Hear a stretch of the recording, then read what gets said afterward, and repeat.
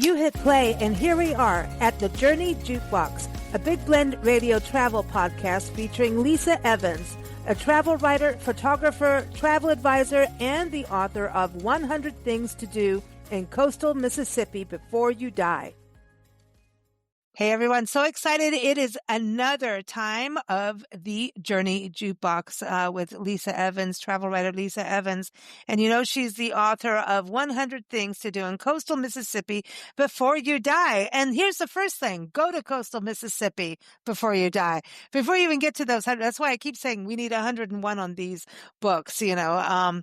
Very excited to have you back. You know, I know this is a monthly show, but I always love our time. And I love that we're talking about Mississippi because recently you talked about Memphis, you talked about Nashville, and it just kind of feels good to go home to coastal Mississippi and have some blues and some biscuits and some coastal fun. Yeah, it feels right. And the fall and winter season is a good time to explore and visit, right, Lisa? It is, absolutely. Fall time is probably, I mean, spring is very nice too. I obviously everybody knows summer in the South is just that. It's very, very hot, very, very humid, but fall time it starts to cool off. So it's simply beautiful. I call them Chamber of Commerce days. I mean, the sky is blue, the temps are reasonable, and it's just, and we have a lot of fall things that we have a lot of things that happen in the fall in coastal Mississippi just because it is such a beautiful, beautiful time. It's a good time to get outside. Yeah. Absolutely beautiful. Yeah.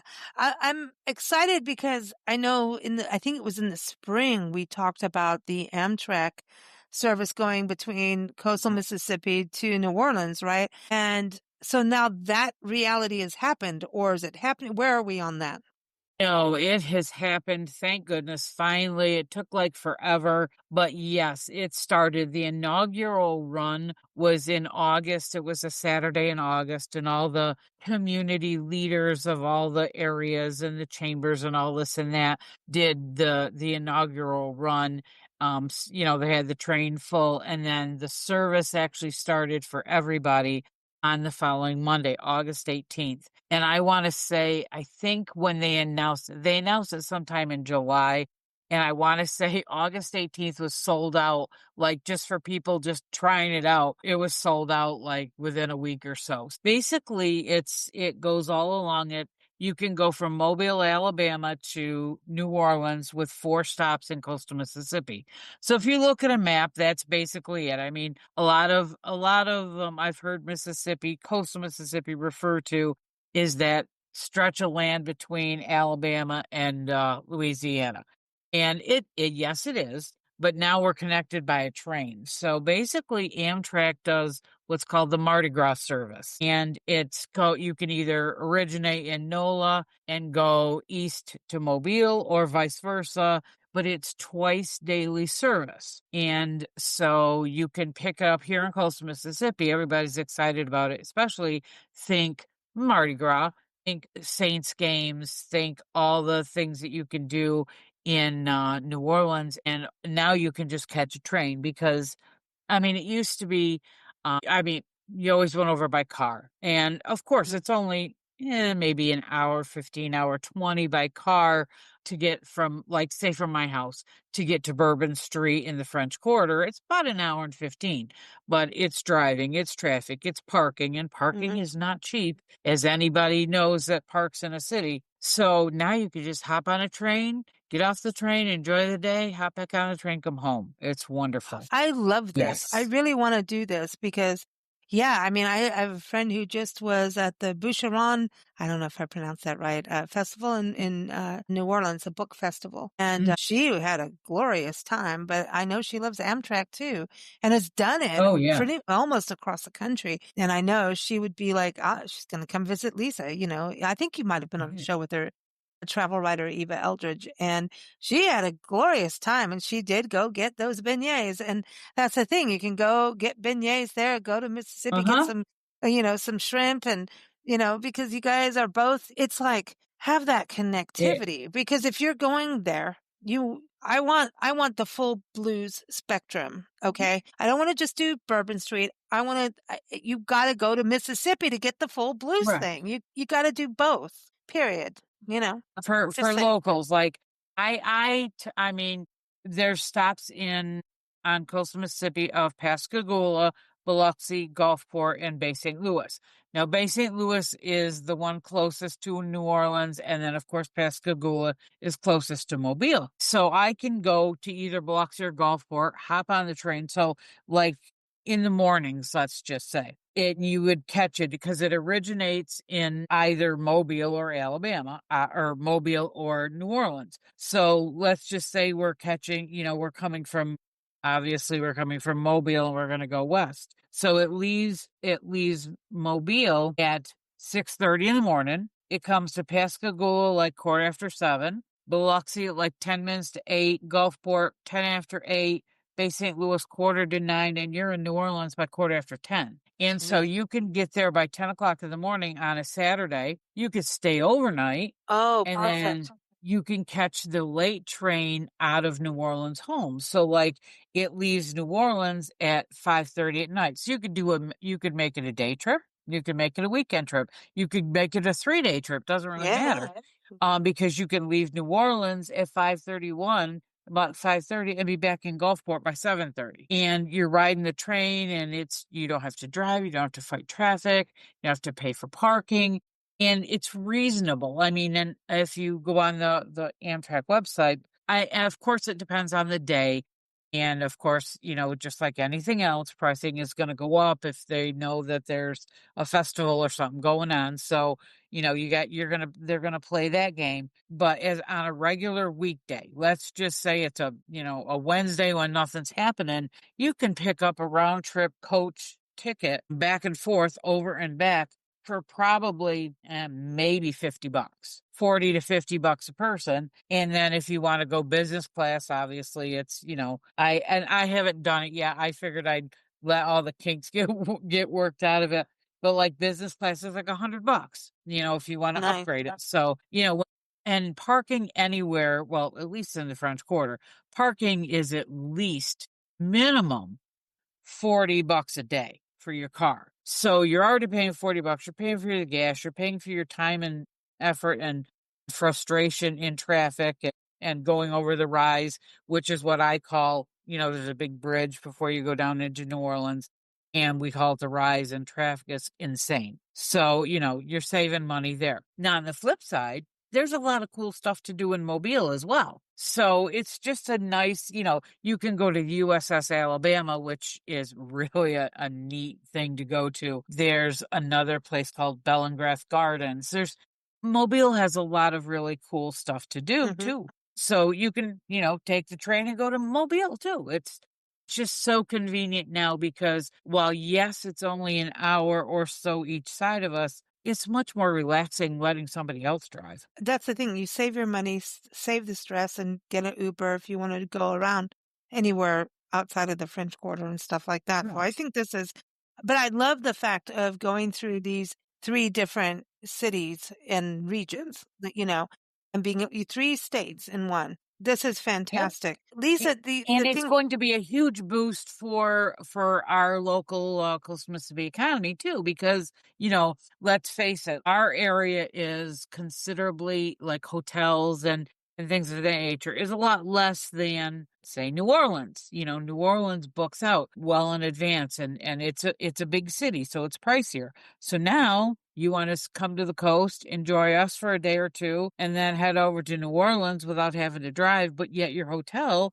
is still here on the coast and it's a lot cheaper than it is in New Orleans.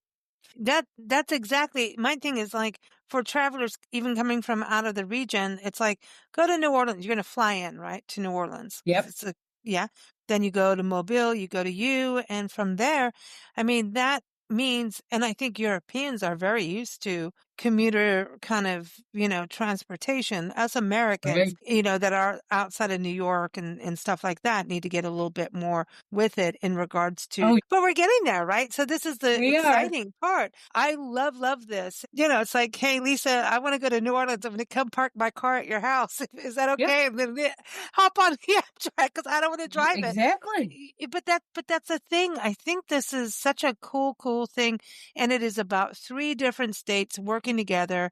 and then go from there and into Florida even, it's a very cool thing, rent a car wherever you need it, and even as travelers, I know Nancy and I are different because we travel full time, you know, on the road in the car, across the country. But even for travelers, don't always use your own car because you know what? Right. You're doing the wear and tear on your car. And that's what a rental car is for. It is actually Yep. better, depending on what you're doing, to sometimes get a rental car, especially if you're going across state. And if you have a time issue, fly across, get to where you're going, take the Amtrak, do this and that, save the mileage on your car because right now, I'm just saying cars are a little pricier than normal. Yeah. So Yeah. this is a Just a good little. thing. Yeah, just a little. And we're in this little bit of change going to EV and all that kind of stuff, which is all exciting. But sometimes it pays to just go get, like right now, I have friends who flew from Oregon to San Diego. They're getting a rental car. So much better than them driving all the way. They saved time. They got to their friends. They rented a car for days that they need it. Some days they didn't need it. And that's the thing, your car, you're saving that wear and tear and the gas mileage and the long driving. So it just depends on everyone's travel plans, but sometimes it's worth it. And sometimes I'm just saying we kind of forget it as, I mean, we're all drivers in this country, except Right. for New York. So New York City, I should say. So this is very exciting. I want to get It off is. to, go ahead. No, it's a service that actually they had, like, I want to say it was pre-Katrina, and I'm sure everybody, the 20th anniversary, wait, 20th? Yeah, 20th anniversary of Katrina was just like a couple weeks ago. So now it was kind of a really good feeling. I mean, yes, 20 years sounds like a lot of years, and it is a lot of years, but when you look at the overall thing, in 20 years, they've been able to rebuild the service and obviously update it and upgrade it and whatever, and finally bring it back. So With hurricanes in it between is. time. It is a good thing. I mean, it will do a lot for the entire coast of Mississippi, but it also helps obviously New Orleans and Mobile as well. Yeah. And again, a lighter footprint for our climate Mhm. and our environment. So I Yep. love that. And speaking of that, I wanted to touch on coastal Mississippi, fall and winter. It's party time. And before Yep. we get into the events, I wanted to touch on the attraction pass. You sent me a link for this. And everyone, everything that we're talking about, look in the episode notes as always. We put the links there also to Lisa's website and everything is there. So check it out. But I didn't know about this attraction pass that you can get for the Yes. Mississippi Gulf Coast. That kind of saves you money, right? Of course. And, it's sponsored by our tourism board, which is obviously coastal Mississippi, but it gives you entrance into several of our places around the area. And a lot of them obviously are mentioned in my book, but so if you're going to come here and you're going to spend 3 days, 5 days, a week and a half, it just makes sense to buy this attraction pass because it gives you kind of a nice little mixture of different places that you can go at a discounted price. So if you have little kids, if there's there's so many different really, really interesting things on the attractions pass. Now, I love this because it is like you go in there and you see all these different things to do. And if you're going to get that, then get Lisa's book, 100 Things to Do in Coastal Mississippi Before You Die. Now, event wise, I think the first event we want to talk about, because right now it is migration season for the birds. I mean, millions of birds are flying Yes. over southeast homes right now at night. Millions. I'm not kidding. Go Google that stuff. It is incredible.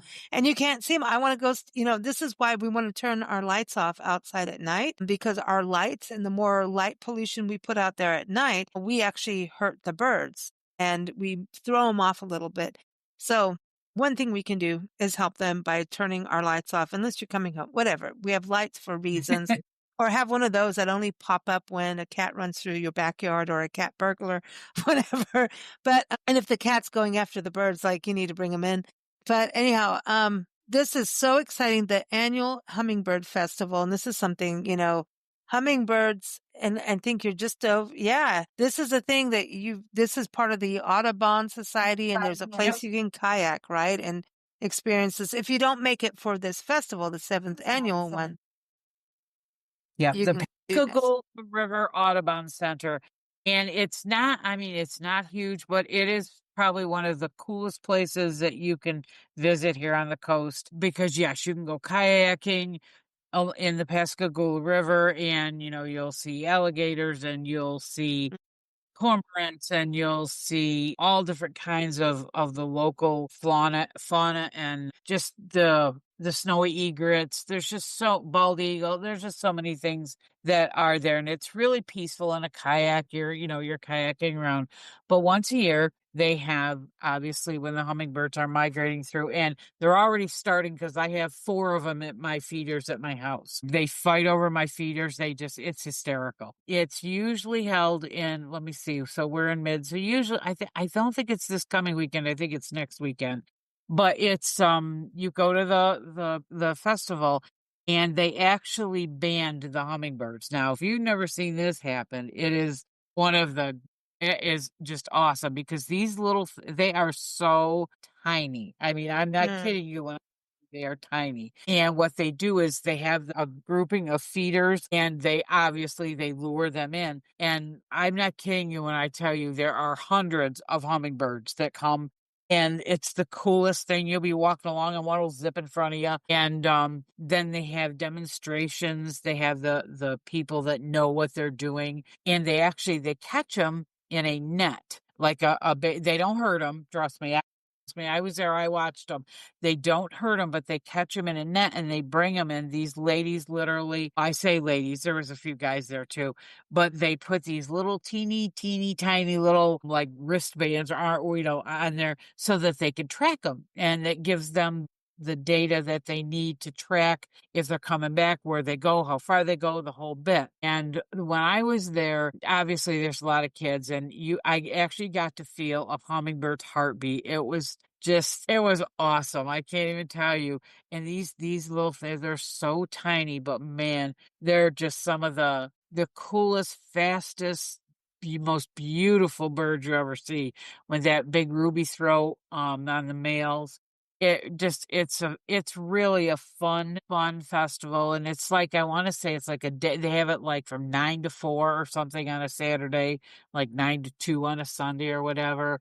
And they have, of course, other vendors and crafts and food and, other different, the one year that I went, they had a birds of prey exhibition. So, they brought out some owls, and what else Oh, was there? It's really a good time. It's very enjoyable if you're into nature and the outdoors and just watching these fabulous, birds and animals.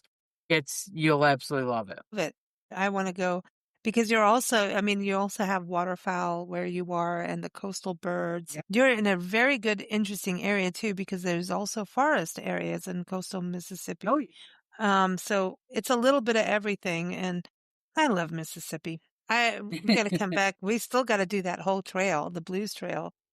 that'll Uh, take you more than a day or two, that's for sure. well, listen, I want to go to the Cruisin the Coast event and get Oh, one of those cars for this cruising, oh, cruising I'll the tell you blues. what. That's what we want to do. We want to go cruising the blues, have someone else drive us so we can go to old jute joint places, have a little Carvarcier and, anyway, sorry. Well, I'll tell you what, if you are into classic cars, and you know what, even if you're not, Cruisin the Coast has become the largest car show in, I think, the Southeast. It right now, so we are still maybe about we're about maybe 3 to 4 weeks away. There are already 8,400 cars that are registered. Now that are pre-registered. Last year, those are just the ones that pre-register. And then you have probably another 2,500 that just come that don't register. They just come show off their cool cars. So probably last year, I want to say they hit 10,000 pre-registered. I would have to believe they'll do the same this year. I mean, these cars are just, I mean, I can't even explain. I mean, I have so many pictures of the cruising cars that it's just a week-long event. It's always the week before Columbus Day, always. Well, this year Like, I'm looking at their site, everyone, cruisinthecoast.com. It's October 5th through 12th, right. 2025. And it says it's the America's largest block party. Yeah, it So we'll is. put the link. So all the It, dates and all that. So I know people are listening to this while they drive or ride Amtrak. Yeah, well, and that's probably, and that'll be another thing. I mean, normally during Cruising the Coast, and so the calendar says it starts October 5th. I would bet you any amount of money that all the people make an event of this. So they start coming to the coast, I would say this year it'll probably be about the 1st of October. And like campers, a lot of people bring their like campers. All of our hotels, even the economy hotels, we'll call them, are sold out.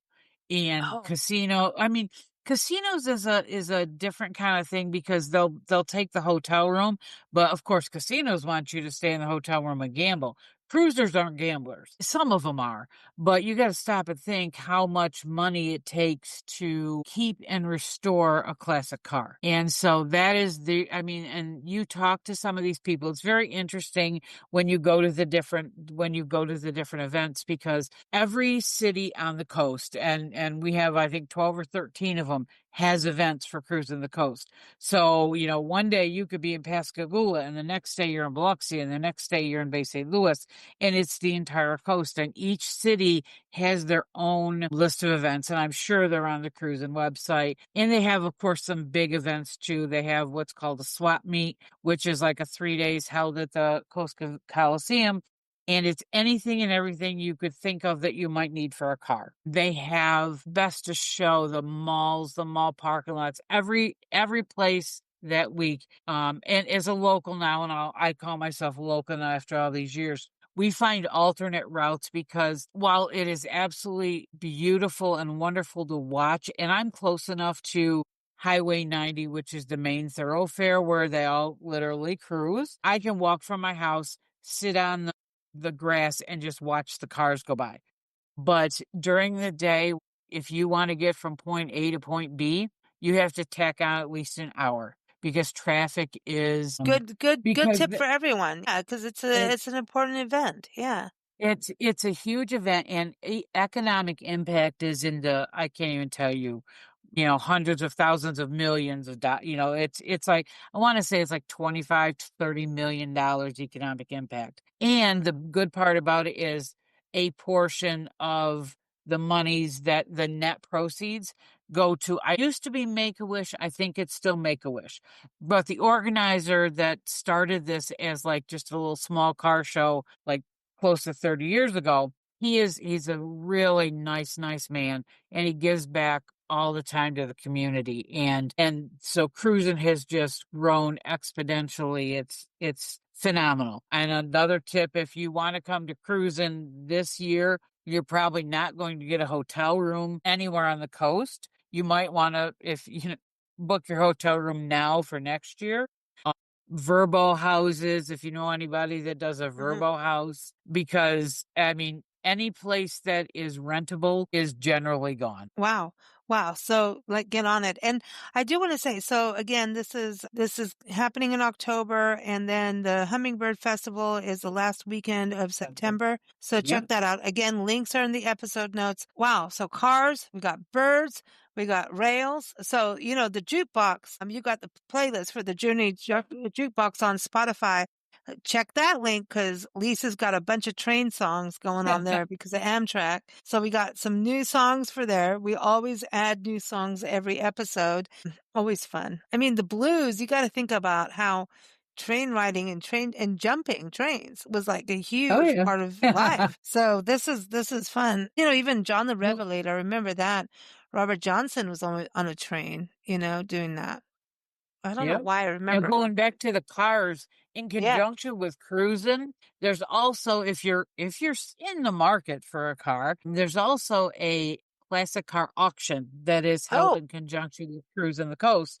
And I mean, and they're not all classic cars, but they're all collectibles. and it's called Vicari Auction. And if you think of somebody like Meacham is the big name in auction. I think they're big in Texas or whatever. But that's pretty cool too. I remember seeing my very first Rolls Royce. I'd never in my life seen a Rolls Royce. I saw one at the auction one year. You can buy them in pristine condition, or some people consign them and sell them in they need some work kind of thing. But Vicari, it's always in conjunction with Cruisin the Coast. Obviously, car aficionados, they want to buy them and show them off. But yeah, if That's you're fun. if you're ever in the market, you can go buy one too. I think I mean, people watch, like, there's TV shows just on restoring Yes, these cars. I mean, I exactly. don't know. I mean, I have this dream of our car that we travel the country with. I have a dream of her making 1,000,000 miles, and There you we're go. one fifth of the way. And I just, I don't know. It's a thing. And I watched, because the cars, we're in that weird shift. And I kind of feel like I want that. I want to keep her because she's family to me. So I do talk to my car. I'm weird. But My daughter names her cars, so. mine's named. Oh, yeah. Mulva Cleopatra Doppelganger. That's her name. Have you watched Seinfeld? Ever Oh watched Seinfeld? yes, I Yeah, well love then, Seinfeld. yeah, well, Mulva comes from that. We won't go further than that. But anyway, no, but because, we are in the society of just change, change, change, lease a car, change it out, get a new phone, get this, get that. And I'm going, well, okay, I've had this car since 2010. Down the road, she could be a classic. And if I just treat her right, Now I think we're going to have to put Mustang Sally on the playlist. I think Oh, I love Mustang Sally. I love we're gonna, Mustang oh, Sally. come on. We're going to have to do that. We got some car thing. Yes. We're going to have to put some Charles Wright. Charles Wright grew up in Mississippi, and he's been on our show a few times. And, he's done has he put some songs together about cars and women and the whole thing. And then, I mean, come on now. It fit right in. Yes, we're going to have to do some Charles Wright. Absolutely. Now let's talk about this 38th annual fall muster. And this is at Beauvoir. Am I pronouncing this Oh right? yes, okay. Oh, Now that's because you're not from the South, no. and you are not a Confederate. Beauvoir, which is a Beauvoir. historical Oh, Beauvoir, as a Beauvoir. historical. This is history, and I'll never forget. And you'll get a kick out of this. So everybody knows I'm from New York. Okay, I'm a Yankee. Was a Yankee for a long time. Now I'm a damn Yankee. But anyway, right in Biloxi, literally probably within 10 minutes of my house, there's a place called the Jefferson Davis Library, Presidential Library. You know who Jefferson Davis? You probably do now, Absolutely. but Yes, yes. okay.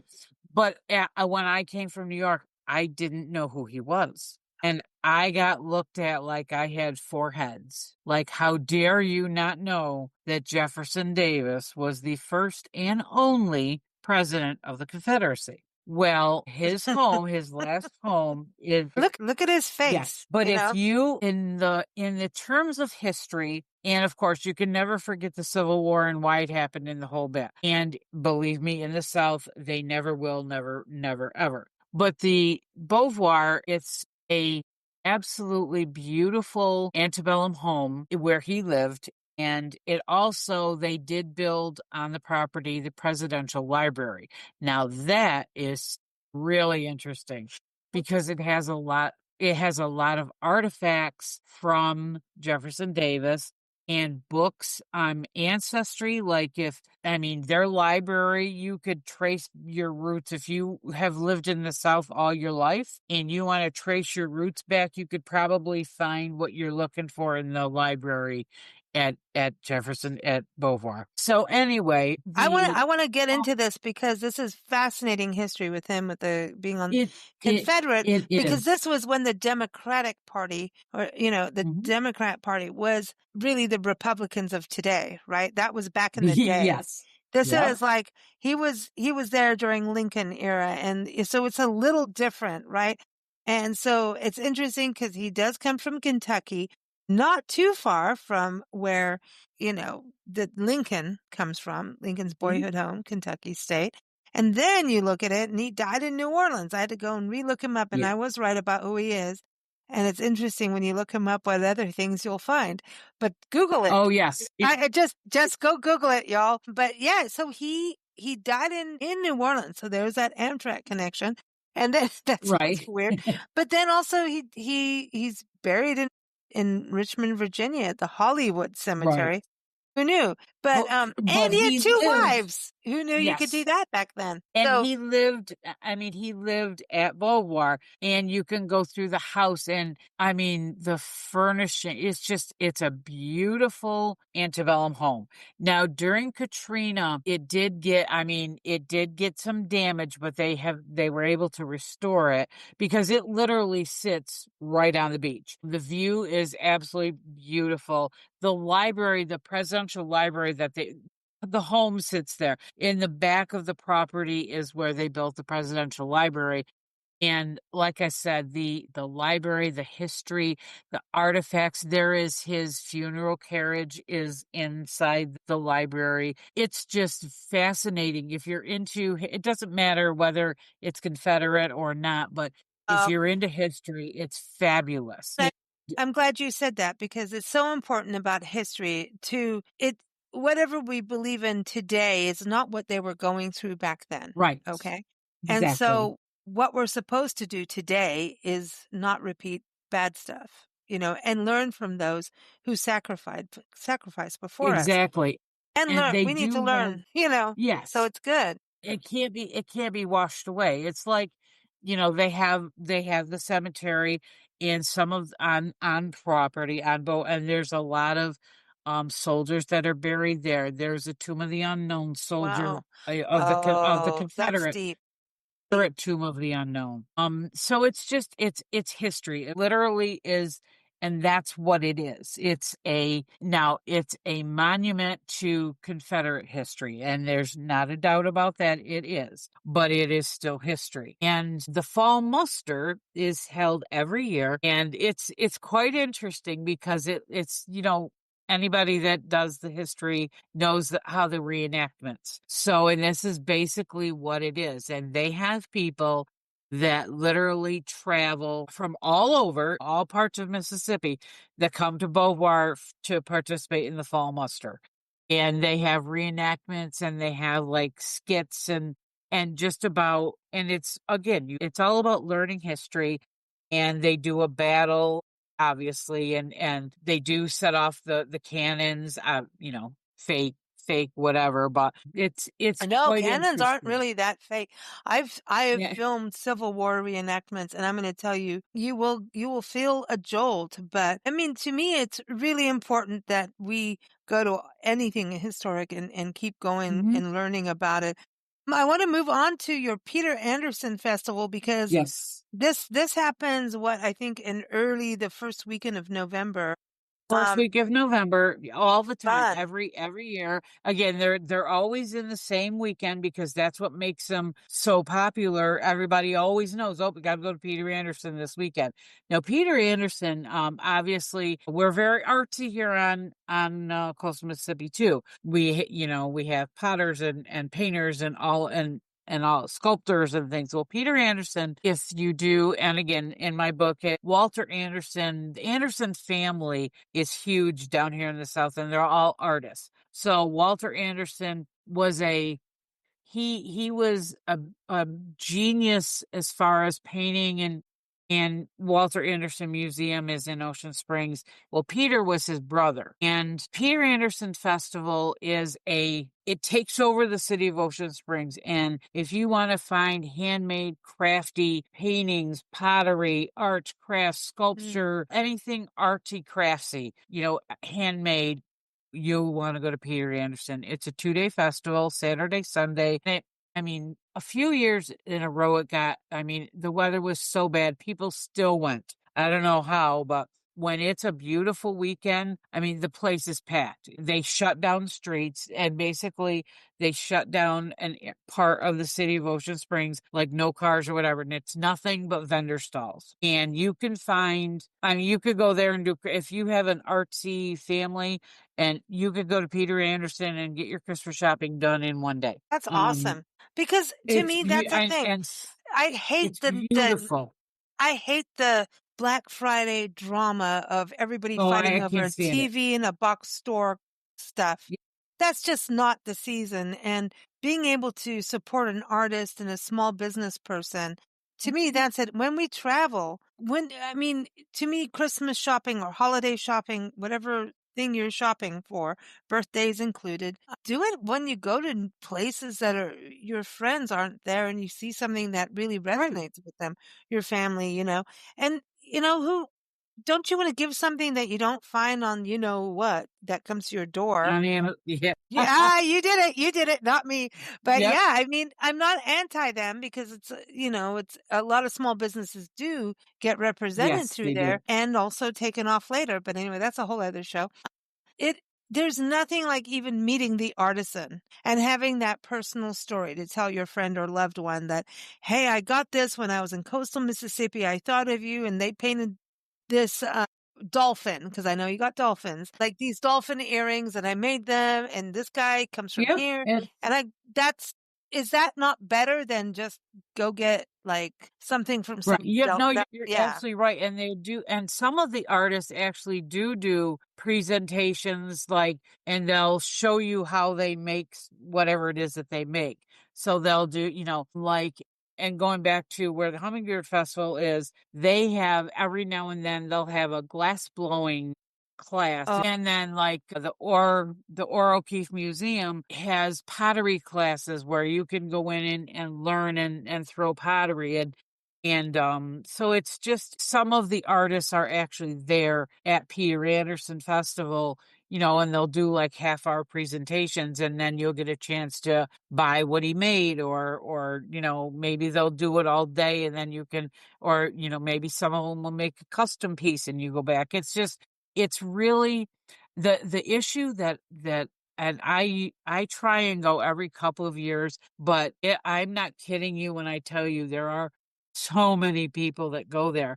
And of course, because it's in the city, it's everybody, kids. And so there's a lot of strollers and a lot of kids and so it's not like you are just leisurely strolling, and there's a lot of people. So mm, sometimes it gets a little bit hard. Like, that there's a vendor that you want to go to, but like you can't ever get into their tents. Sometimes that gets a little bit frustrating, but as far as a spirit and I mean, there are people that come to this religiously every year, and I'm not kidding you, and it shows because there are thousands upon thousands of people that go to Peter Anderson. It's that's it's cool. crazy. It's wonderful, but it's crazy.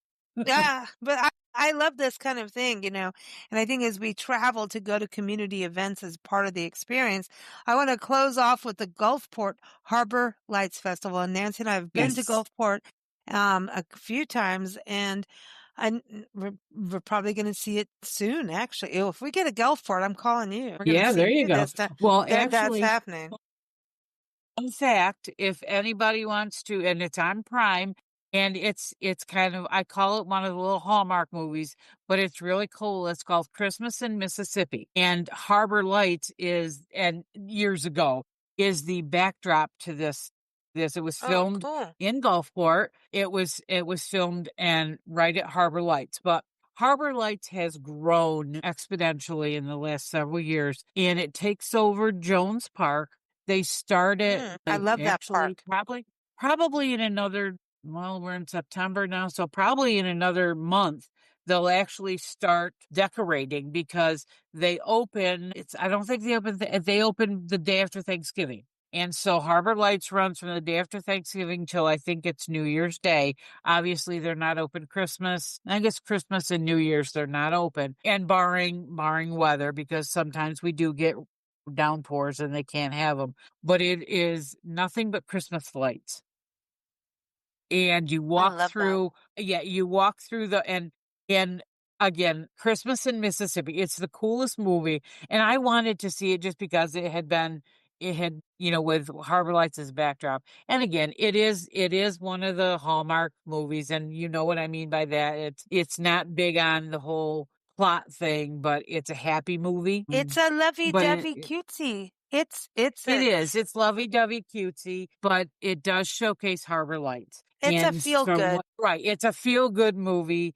And what you see in that movie, Harbor Lights now is like quadrupled what the lights are. But there, it's literally like there's dancing fish and there's dancing trees, and they have the lights synchronized to music.